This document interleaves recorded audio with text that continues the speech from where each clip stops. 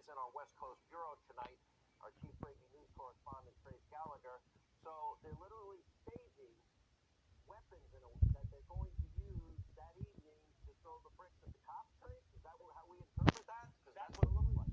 That's the belief, Sean. I mean, you have these piles of bricks and rocks showing up, as you said, near the various protest sites in cities like New York, Kansas City, Dallas, Fayetteville, North Carolina, and none of the sites are near construction areas, leading many to assume the bricks were planted by outside agitators specifically to stir up trouble. In fact, the New York Police Department says it has evidence that anarchist groups were pushing the protest toward violence and vandalism. Federal law enforcement officials say the violence points to far-left groups like Antifa. Others say far-right groups might also be involved. And many of the looters don't need to be supplied with bricks and rocks because they show up with their own tools in hand, well prepared to destroy property.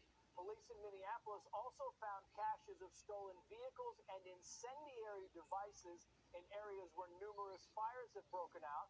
And in Baltimore, there's evidence of double danger. Police have been sweeping the downtown area after, get this, finding both bricks and bottles with potential accelerants already inside them.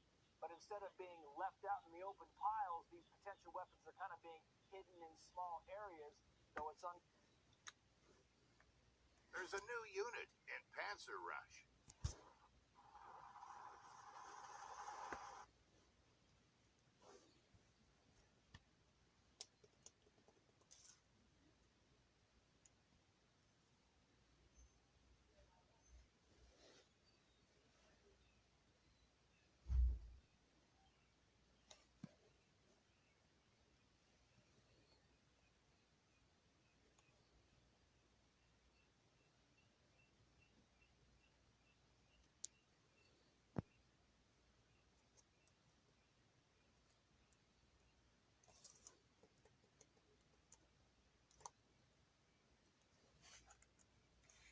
one story that is continuing to alarm citizens.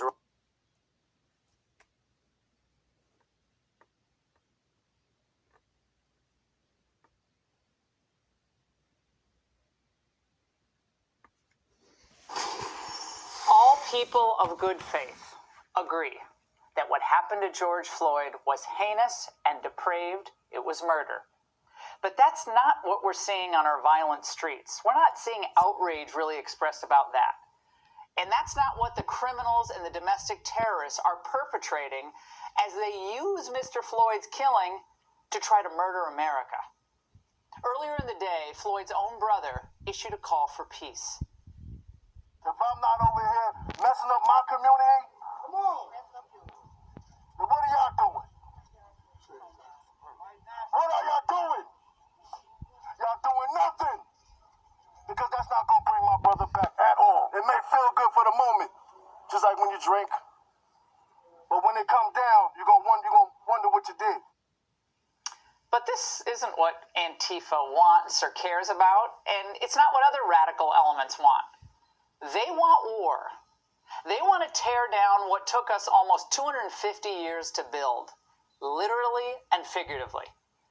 The president tonight reaffirmed his duty to defend the Constitution. My first and highest duty as president is to defend our great country and the American people.